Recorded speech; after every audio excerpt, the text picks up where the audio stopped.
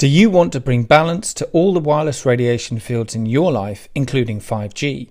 The OMNIA Radiation Balancer is a small sticker you can stick on any device. It changes the state of the field and creates a new resonance between the wireless radiation and your energy field.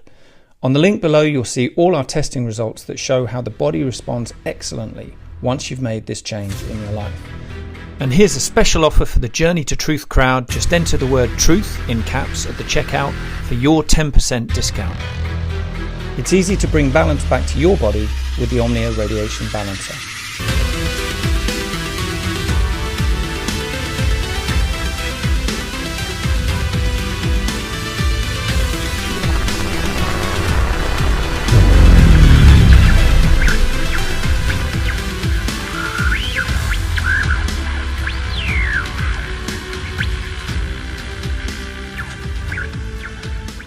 Hey guys, welcome back. Before we get started tonight, a few things. Just once again, I want to remind you guys that tickets are still available for the Great Family of Light Gathering in Sedona, Arizona, July 23rd through the 25th. Aaron and I will be speaking there. It's going to be a lot of fun. So if you want to come hang out with us, and there's a lot of great speakers. It's a great deal, only $333 for the ticket. Oh, and one thing I do want to address. Last episode, I jokingly said that I got the jab. I think we both did. We both jokingly said it. It was a joke. And we've been getting comments of people like, I can't believe you got the yeah. They didn't realize we were joking. So I just want to clarify, neither of us have gotten the jab, nor will we get it. We've had people say, oh, I stopped watching immediately as soon as I heard you say that. No, so it was just a joke. We thought it was obvious it was a joke, but apparently it wasn't. Yeah, to some people. Just to clarify that. Sorry about the confusion there. Yeah. Anyway, tonight we're joined by Brad Olsen. He's an author, researcher of the esoteric realm and sacred sites. And he's just came out with a new book. We're going to be getting into that a little bit, but he's best known in my eyes for his research in Antarctica. And he's one of the few who's had the pleasure to actually go there 2.5 years ago, January, February of 2019. So we're going to hear about that a little bit, get into some of the current stuff and the history. There's a lot going on down there, and I think it's important to pay attention. So welcome to the show, Brad. Hey, guys. Thanks for having me on the Journey to the Truth. And I won't be joking either to say that I haven't gotten the Franken jab. So no joke there. Good to know. I'm very serious. Not good taking to know. Yeah. Awesome. Yeah, good for you. Good for you. I mean, it's pretty obvious at this point that it's not a good idea. At least in my eyes. You guys do what you want. Yeah. Everyone can do what they want, but I would recommend against it. So anyway, I guess if you want, you can give us a brief little background of how you got into this and then why Antarctica. You know, I know you always talk about it, but you've been there. You're one of the few who've had the chance to go there. And I just think that's very interesting, especially what's going on there right now. So if you'd like to just take it away. Sure. Well, Antarctica, probably like you guys, was just always this dream. Wow, what's down there? We've heard so many things, from giant craft under the ice to possibly Atlantis or antediluvian civilization, to pyramids poking through and secret bases and so forth.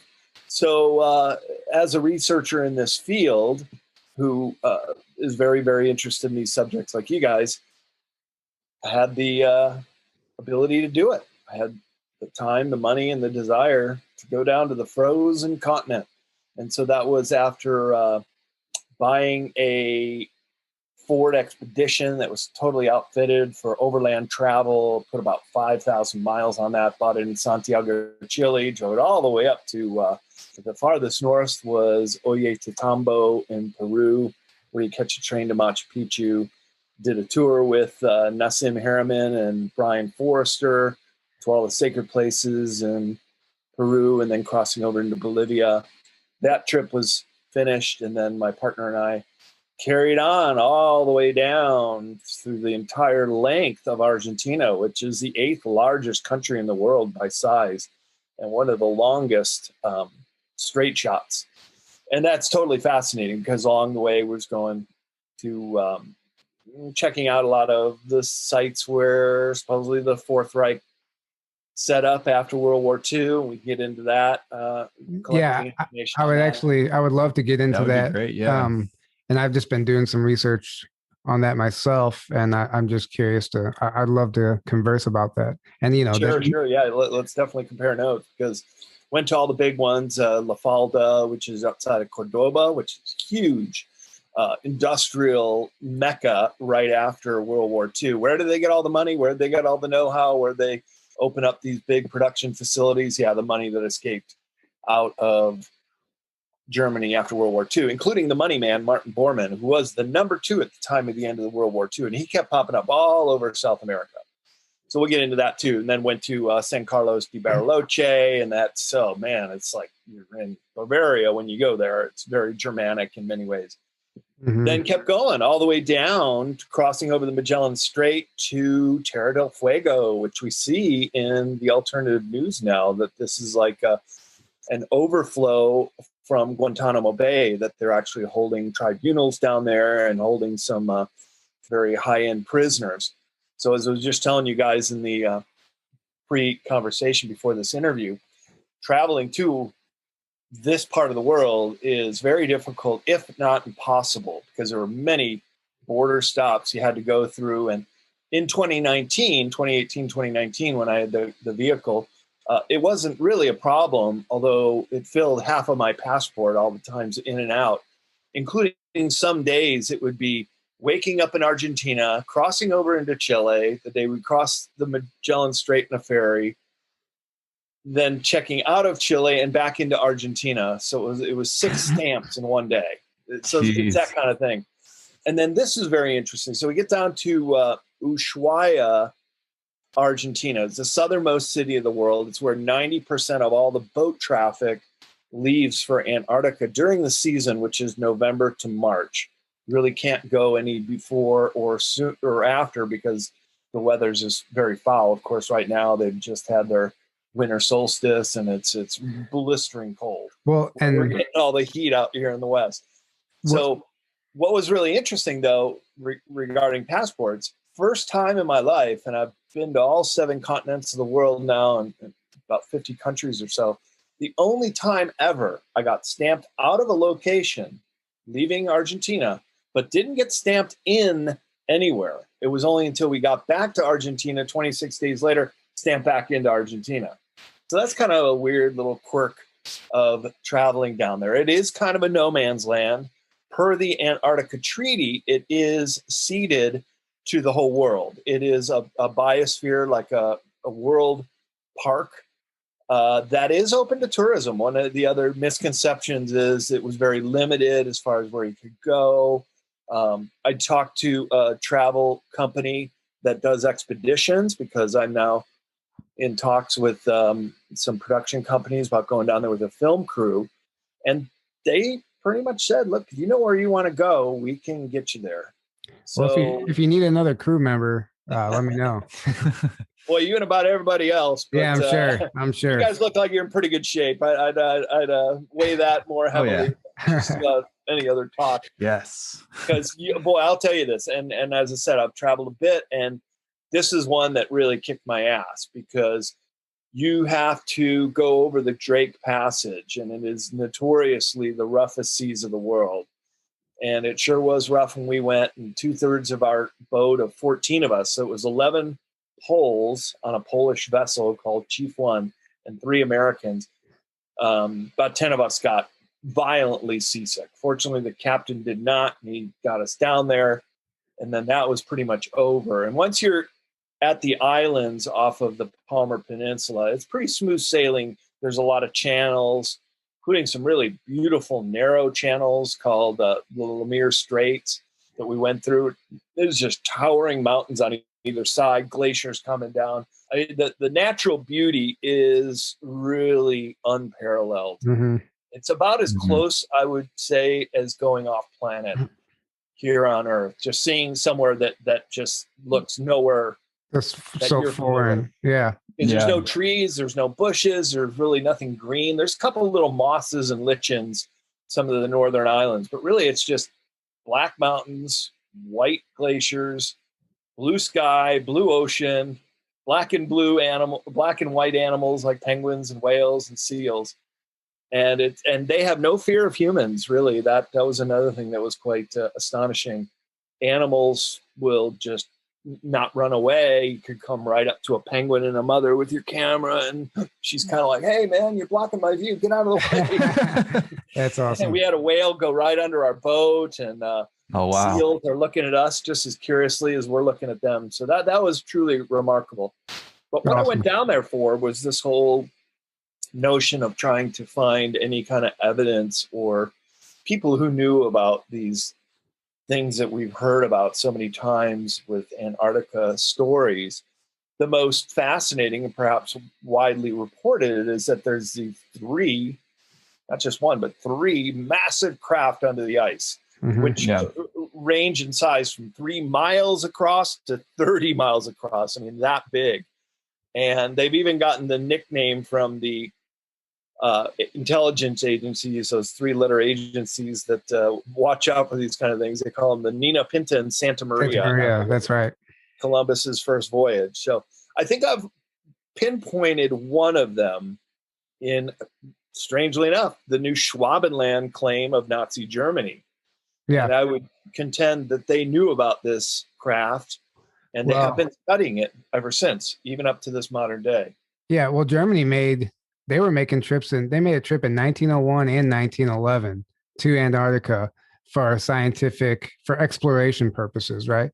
But I don't think that's why. I mean, I think they were looking for something, artifacts or this craft.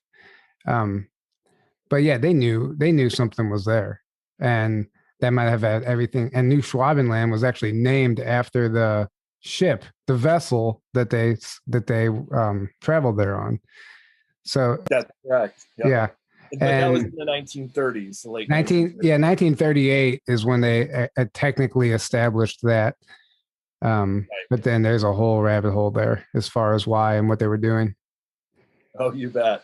And the rabbit hole just keeps getting deeper and deeper and deeper the more you get into some of this stuff. And in my new book, Beyond Esoteric, Escaping Prison Planet, I do have some maps of New Schwabenland. These are German maps that have just come out, including this one showing ways that U-boats could go under the ice to access the New Berlin base. And I have a pretty good idea of where that's located, just reading the accounts of some of those German expeditions, including the flight by a flight commander named Schumacher, who landed in these lakes, which are geothermal lakes. They never freeze because they're heated with geothermal vents.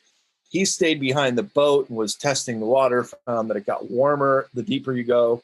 If you guys swim in lakes in the Midwest like I do, you know that when you swim down deep, it gets colder, right? Yeah, it gets colder the deeper you go. Here it was the opposite. Deeper you go, the warmer it got. So he was able to establish that this was very much a geothermally heated lake.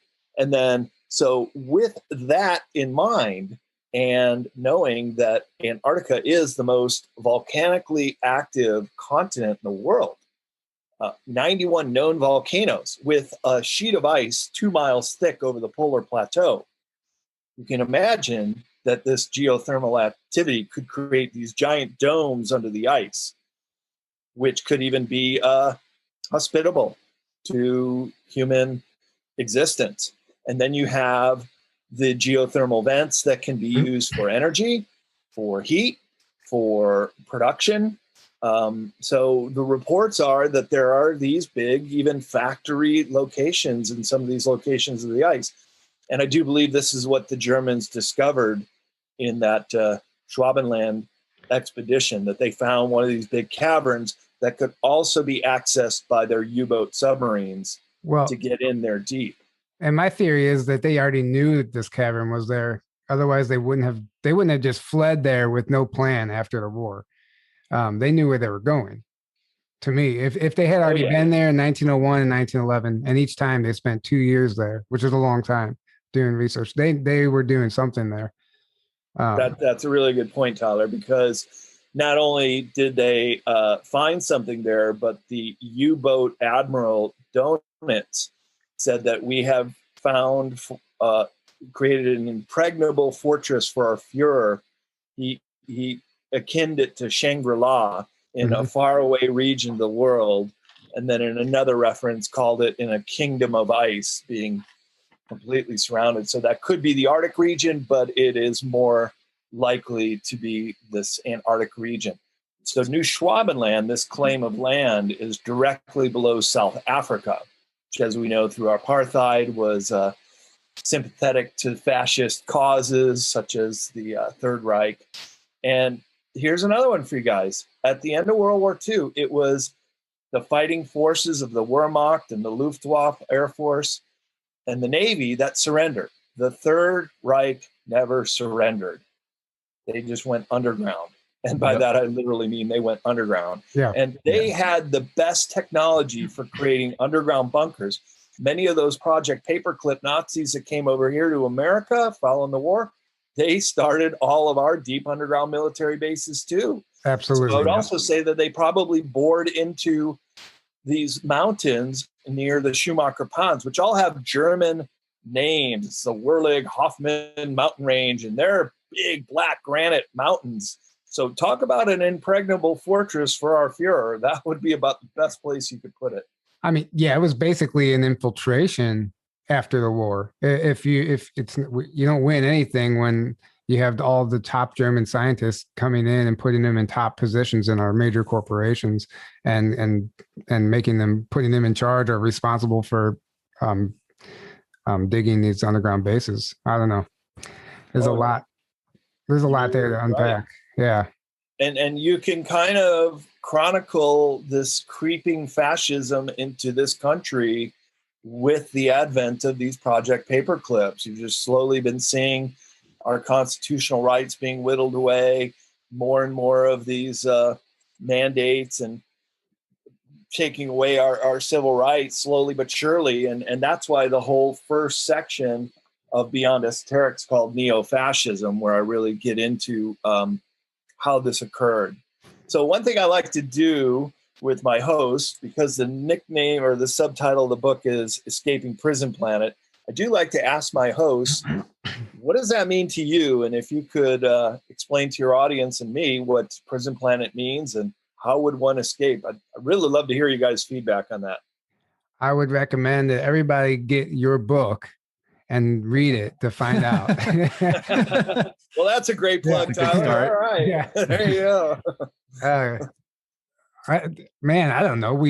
I just made a post about this today about the whole system is set up to enslave us. And not just for like greedy purposes. They want to keep us shut down so we don't actually like ascend, let's just use that word, and tap into our true potential and become the human that we're supposed to be without all these restraints. And that's what they're scared of. They don't want us tapping in and seeing through the illusion. So as far as escaping, obviously we're not going to escape off planet, but you can escape that system. If you understand what's happening, it makes it a lot easier now to navigate your life or navigate through all this stuff without falling for the mind control, and all that stuff. I mean, I could go on, but you get the point. Luckily, I don't think soon we'll need to escape because it's crumbling before our eyes right now. The whole control system, from everything I see going on, and the awakening is happening and the ascension is happening. So, but like Tyler said, you can escape it now by awakening yourself and not complying with all these things that we are programmed to comply with and to live in this dumbed down state, this very unconscious state, just living to consume and work a job you hate for 40 hours a week and just living to survive basically. And in this low vibrational state, which is what they want to keep us in. That's how the whole control slavery system works. And they feed off of us through that. So the moment we start awakening and not living in that way and living in a sovereign state, they can't control us anymore and they lose their food source. So that's like the worst thing that That was a much can happen for them. better answer than mine. Oh, thank you. Yeah, Aaron, you haven't said much the whole time so far, but man, you nailed it there. Oh, thank you. Yeah. Thank you. Yeah, Tyler leads the the whole thing, so I chime in when I can. So. Yeah. No, that was great though. Seriously, you put it perfectly. I hope did we get the answer right? Oh yeah. There's no wrong. It's subjective to each interviewer's take on it. And well, I put 480 pages into that exact answer. So you might have to get the book to get my take on it. But I do want to get your something there right at the end there, Aaron, that we're not their food source. Mm-hmm. And did you mean on a dimensional level with the archons and being the loosh? Ultimately on that level, yes. Yeah, exactly.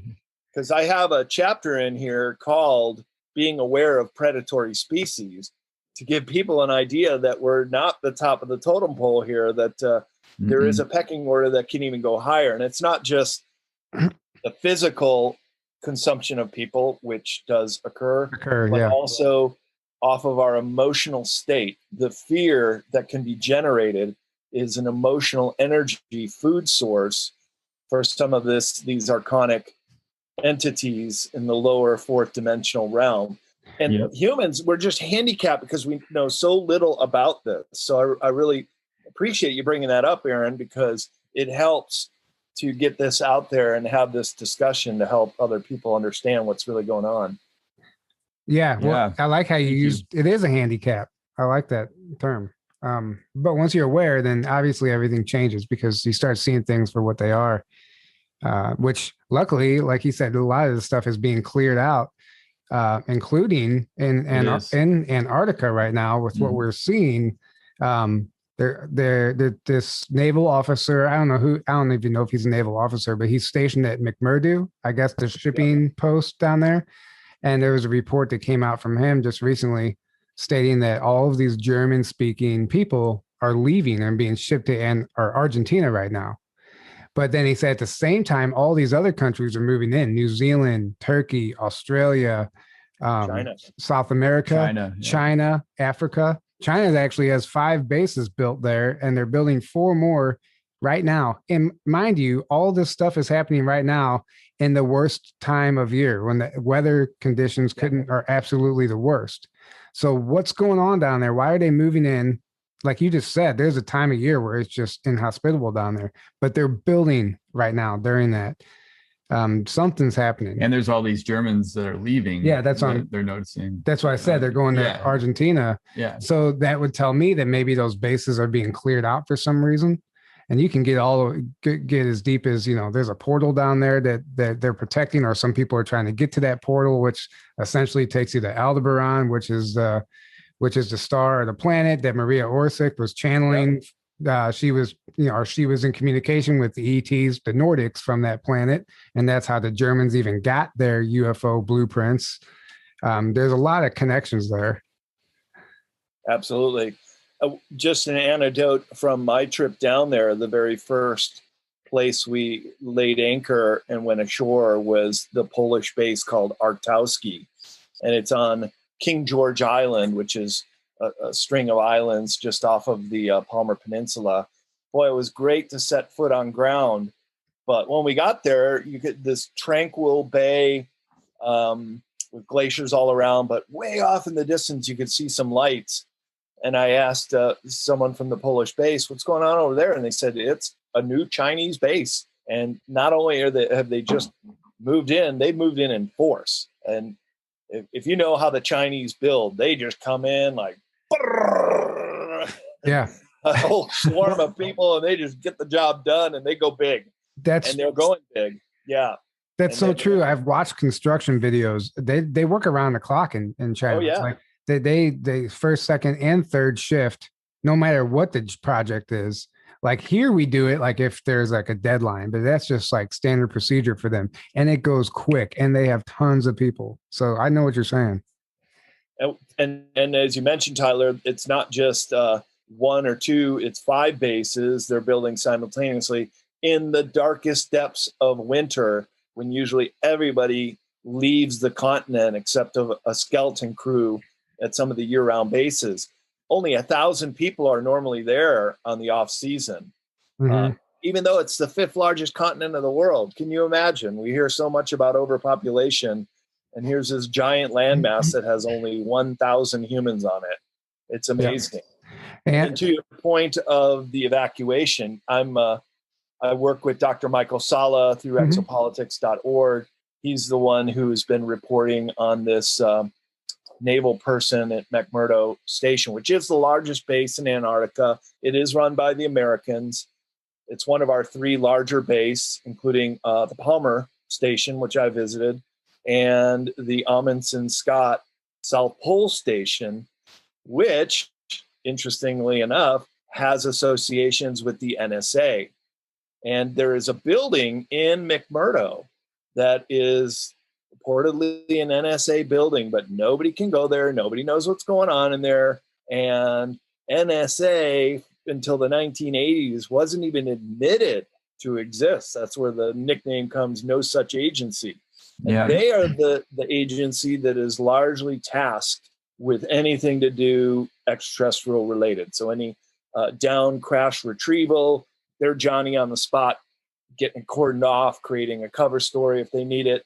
And also working with these locations in Antarctica. Now, you made a great point, Tyler, that there could be this Stargate down there. Well, in my questioning of everywhere I went in Antarctica, as well as before I left, talking to ship captains, crew at the Ushuaia Yacht Club, we were there for New Year's Eve, big party. I was just kind of going table to table. Hey, you guys go to Antarctica? You know anything about crafts under the ice or what's going on there? While largely I got a big no, we don't know, or they weren't willing to talk, what I did find out is at the South Pole, there's a massive no-fly zone, which is pretty unique if you think about it yourself. When I brought this up with George Norio, I was on his show Beyond Belief, we're talking off camera, and George, why do they need a no-fly zone there? Nobody goes down there. Why do you got to keep people from flying? And he's right. Why do you need a no-fly zone where nobody goes? There's no reason unless there's a massive hole under the ice, and it happens to be exactly where Admiral Byrd, who was also a very good navigator, was one of the first people to fly over the South Pole. 1929. So found this gaping hole in the ice, 40 miles across. It's so big that he felt good enough dropping his plane into, circling around, and then coming back out and still having enough gas to get back to Little America. And so not only him, but then there's whistleblowers that have talked to Linda Moulton Howe, one guy named Brian S. that says he defied orders on an emergency evacuation. They flew over it in a direct line to the Davis base and saw it. And sure enough, there's cat tracks, basically how they move material out to McMurdo. They don't fly it in. It's like if you go skiing, they use these big cat tracks every night to groom the trails. Well, they put trains behind them, create trains that go across the big Arctic polar plateau to bring supplies to the South Pole. Well, those cat tracks continue on from pole, and then they go down into this pit. So they know about it, they work in it, and they protect it. And so that NSA being at South Pole is very suggestive that they're keeping an eye on this asset and making sure they know who's coming and going and enforcing the no-fly zone. Yeah, and I named all those other countries earlier. All of a sudden, I'm hearing myself. You hear that? Echo. Oh, anyway, so I named all those other countries earlier, but the U.S., we're one of them too. And in an article I was just reading, it was like the new battlefield, Antarctica, China, and U.S. But they said that we invested we're investing millions in like 6 new icebreakers. These things called Poseidons. They're a Boeing-made Poseidon. It's like an unmanned aerial vehicle for the use of base inspections. They're dumping tons of money into this, and why? I just that's why I wanted to bring this up and discuss this, because obviously we're not going to be told on the mainstream news, so we have to look at this, read between the lines for ourselves. If we just look back about 5 years ago, that's when all these very highly placed elite politicians, such as John Kerry on Election Day 2016. Yeah. Mhm. He's in Antarctica, the highest ranking active Secretary of State or politician ever to go down there. And he goes on Election Day when Trump wins. And he flew into McMurdo and then went into the field. Nobody really knows where, but again, there's the propensity for these massive underground areas that you can't see by drone or satellite or really know where they're at or even know how the entrance is to get into them. Although I do a presentation at conferences called The Hidden Anomalies of Antarctica, which I'll be giving up in Mount Shasta Summer Conference at the end of August. And I'll show some of these entrances that you could fly a plane or a craft into some of these rocky entrances, as well as a lot of other things, including these antediluvian, looks like civilizations, almost like a Mayan pyramid in one instance. And this craft in New Schwabenland that in 2013, if you do the Go Back machine on Google Earth, you can see the excavation. And it happens to be in one of their temporary seasonal bases called Konin. And this is a German base to this day. You guys, I was really amazed when I love maps and I'm poring over all these maps before my trip, going over these Cold War era maps by National Geographic, and Germany never left. Even after the war, those bases became West Germany bases. Now, of course, they're unified Germany, but they're still in New Schwabenland and have always been. So they obviously have a stake in that place. They know there's something there that's worth going back to have a seasonal base there every year. Yeah. And well, I would contend this is one of those three, Nina, Pinter, Santa Maria. Also, during what I've just been researching, they were trying to make it, the home of the Fourth Reich, and they were trying to use New Schwabenland to preserve the Aryan race, and apparently there's a way to get from Germany to Antarctica via submarine, and what I was reading is they had brought 10,000 of the purest Germans, racially pure Germans, women, 10,000 of the most racially pure women via submarine to the base, and then also 2,500 Waffen SS soldiers. And they said that each soldier had 4 women. There's 4 women to each man. And they were trying to preserve that bloodline. Everybody was carefully selected, and this was going to be the home of the Aryan race. And this was their big project. So if that's true, it would make sense why they're still there. They're obviously, this is something sacred to them, something very important to them. Or there until now, because they got to get out of there. Yeah. So here's a possible another location of one of the craft, one of the Nina Pinta Santa Maria. And of course you have the Die Glock, the bell. Mm-hmm. And that had time machine properties as well. They also had U-boats. You mentioned the ability to go Germany to Antarctica, most likely the very first nuclear-powered submarines. And those nuclear scientists came here and worked on the Manhattan Project, which then most famously bombed Japan at the end of the war, but also helped create our Nautilus nuclear submarines and nuclear aircraft carriers and the whole line, because you don't have to get refueling, right? Especially if you're a submarine, you never even have to come to the surface. Look, we live on Earth is essentially a water planet. It's 29% landmass. It's almost 3/4 ocean and water surface. So if you know where you're going, especially some of these routes under the ice, and in my presentation, I show some slides of what Antarctica looked like, what it would look like without the ice. And there are these fjords that literally go hundreds of miles into the inland of Antarctica, including one right there in New Schwabenland. And so you can't tell me the Germans didn't figure that out. They were incredible and brave seamen. Remember that movie Das Boot shows the face of adversity, and so many of them died. It was one of the highest percentages of deaths in the German armed forces who perished in those U-boats. But they also had these massive container-like submarines that could carry quite a bit of material and personnel. And I've studied that too, that they did bring out a lot of the pure Aryan race to bring down there. But there were problems with the Antarctica base. That mainly being, not only is it, even if you're living under the ice and it's not that cold, it's a very sterile environment. So germs, bacteria, nothing can really live there.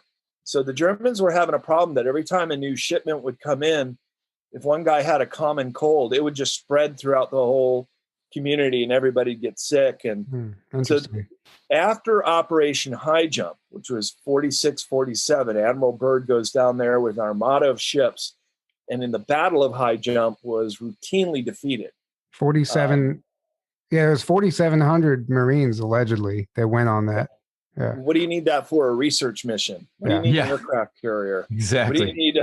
Submarines and 33 planes. And by the way, they found the base 2211. They found the New Berlin base. They were starting to do reconnaissance. Second day, they go back in to do a heavy bombing, and flip. Every one of those ships, every one of those pilots, everybody aboard those Allied craft, gone off the radar, never to be seen or heard from again.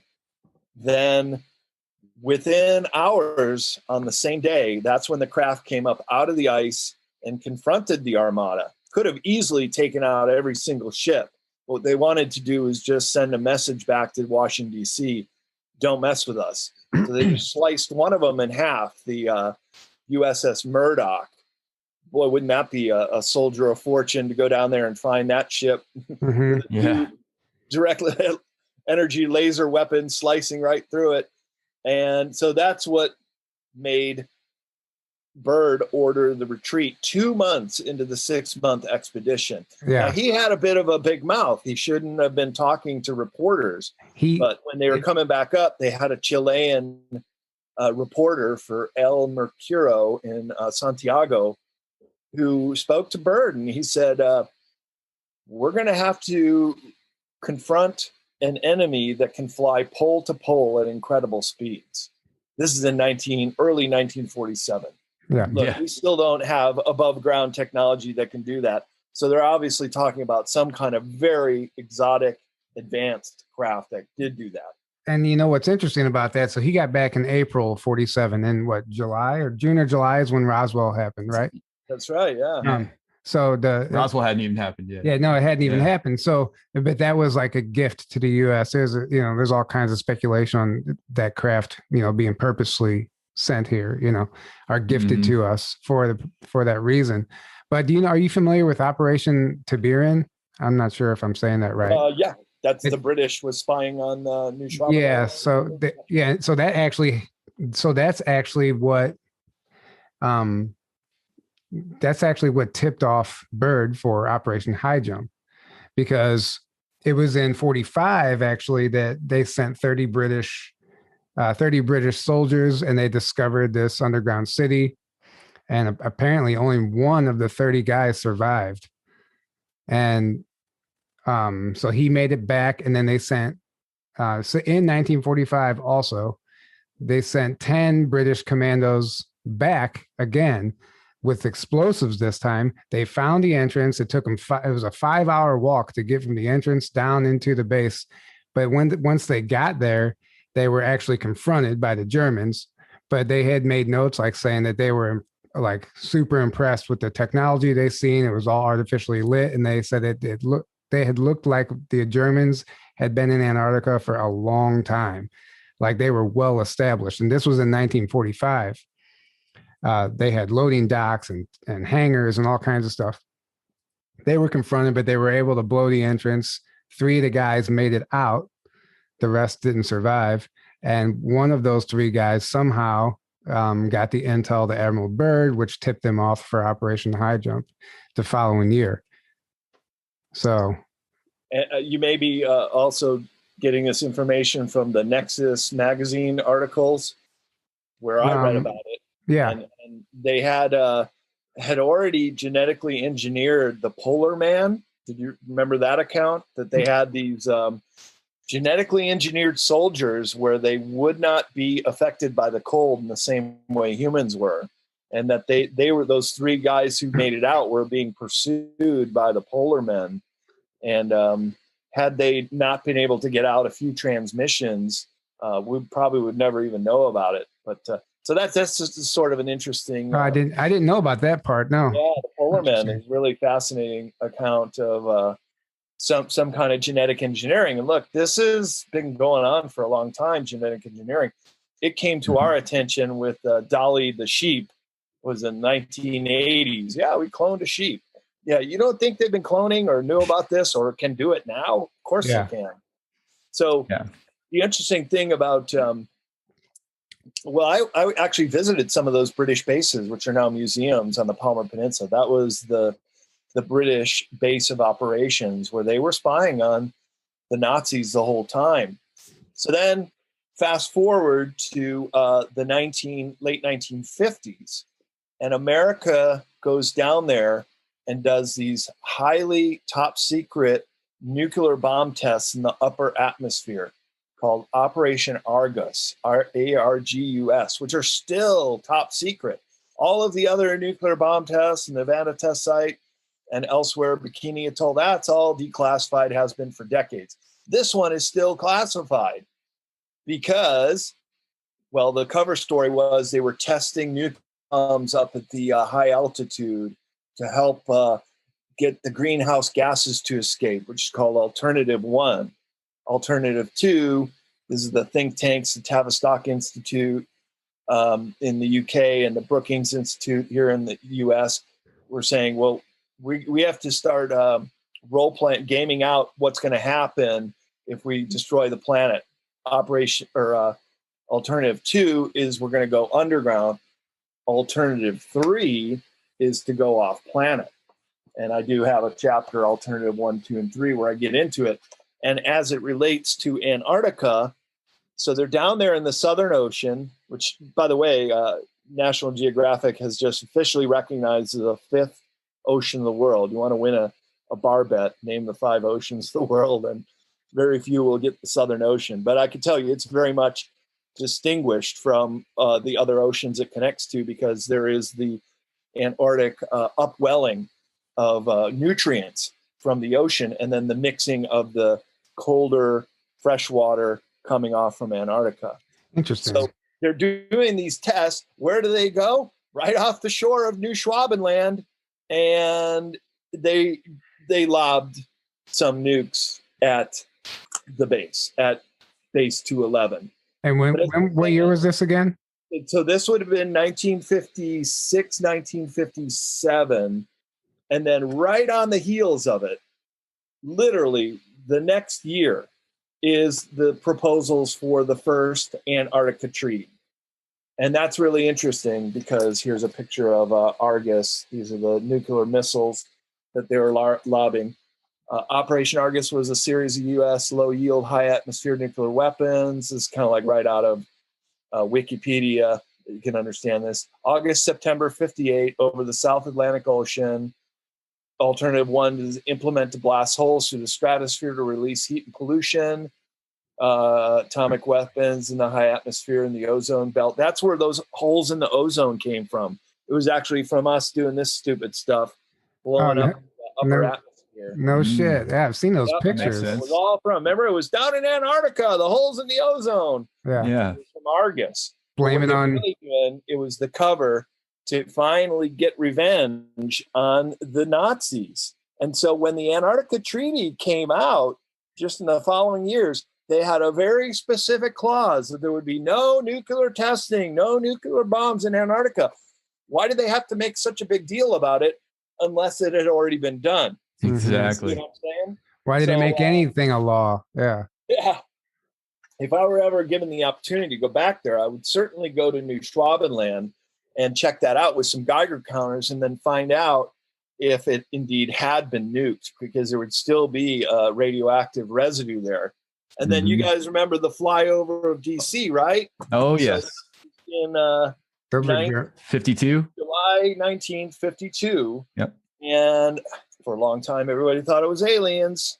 No. That was the Those are Germans. the Nazis that could fly pole to pole at incredible speeds that do not need to be refueled like our craft do.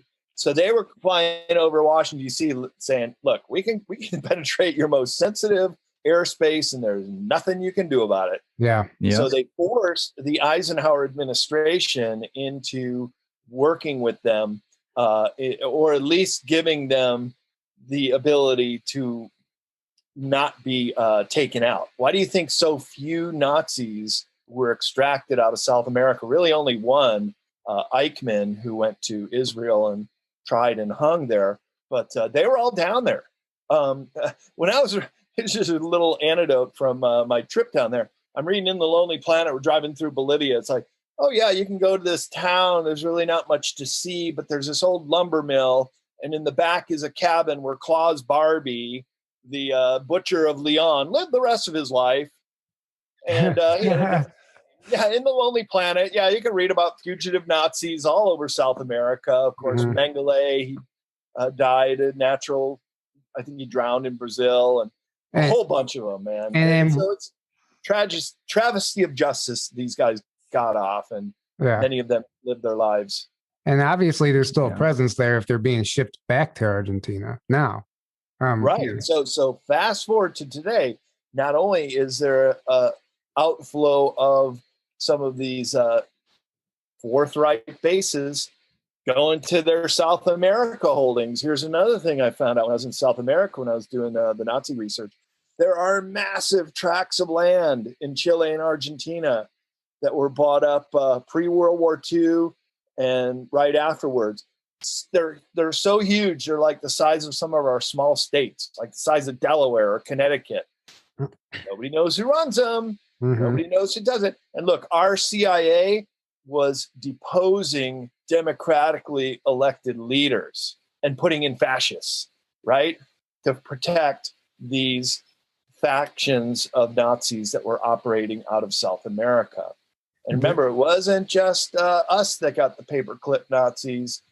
The Vatican helped them escape through the rat lines. They kind of went all around the world. If there was a fascist sympathetic dictator like Peron in Argentina, and then you get Jose Aliente in Chile, and put in Pinochet, and the Dirty War, which, by the way, Pope Francis was sympathetic towards this fascist government.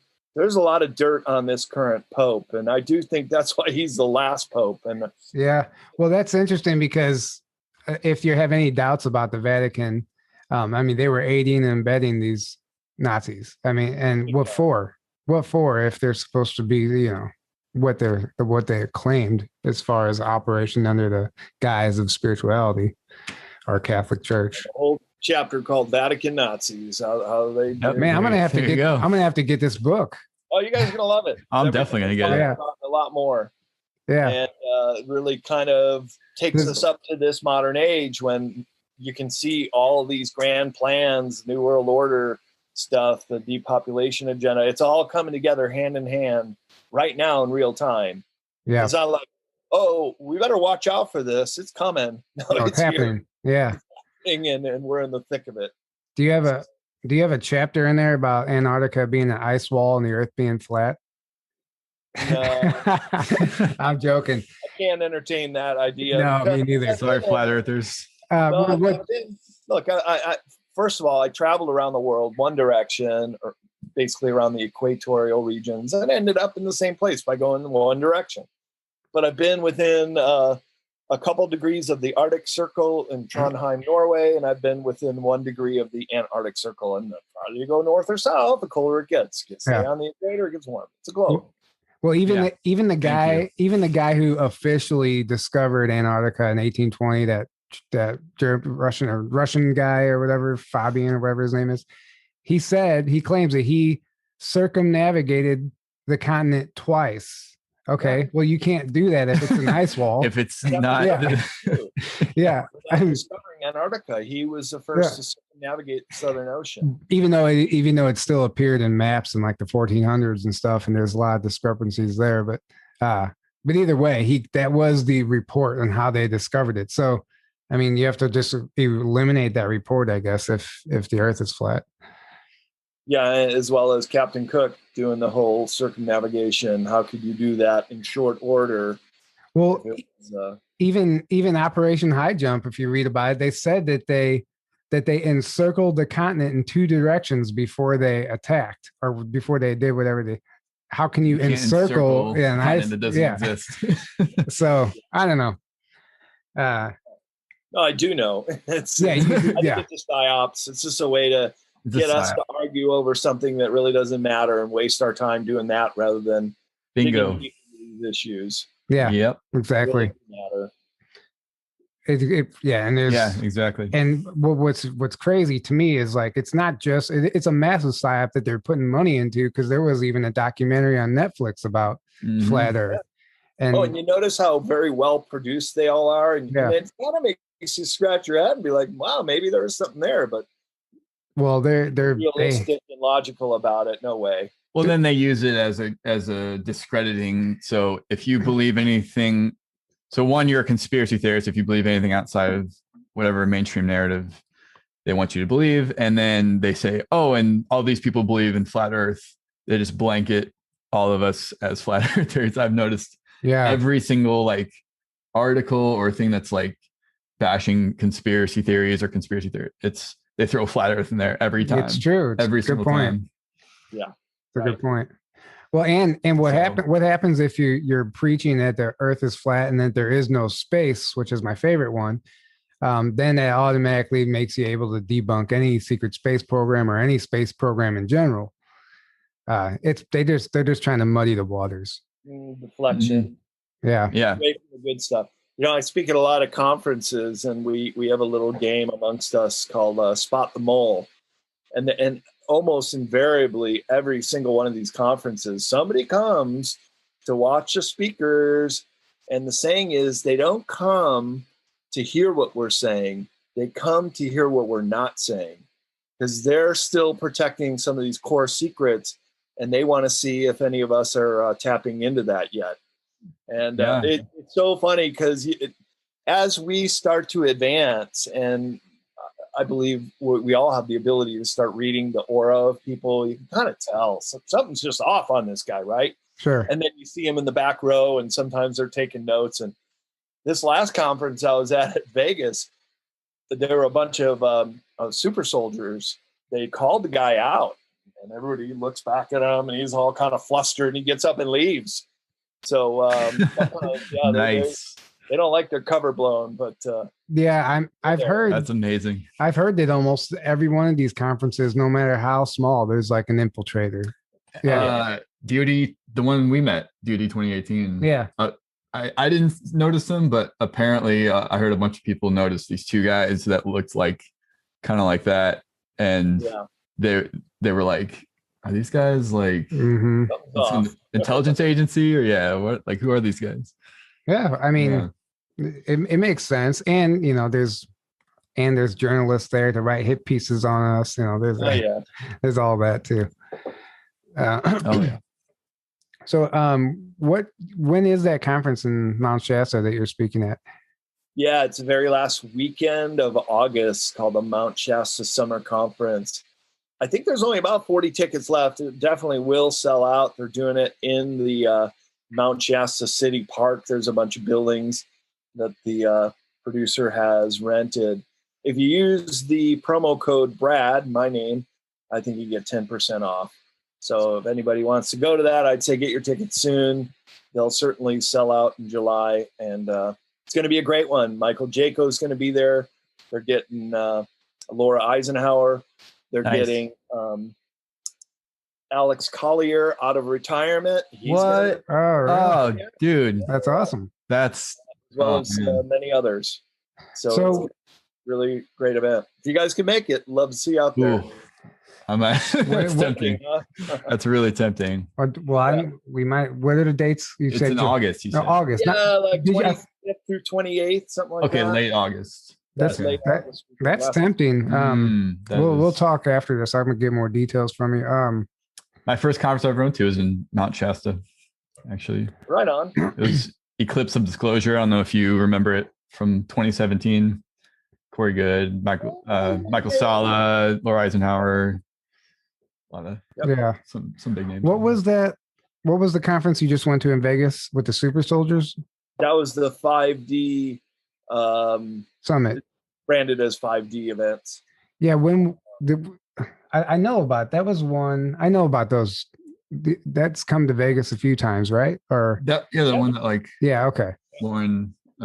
So he's doing another one in the first weekend of November, another live conference. I've done a bunch of online conferences, but this will be another live one down in Laughlin, Nevada, just 70 miles south of Vegas, called Disclosure on the River.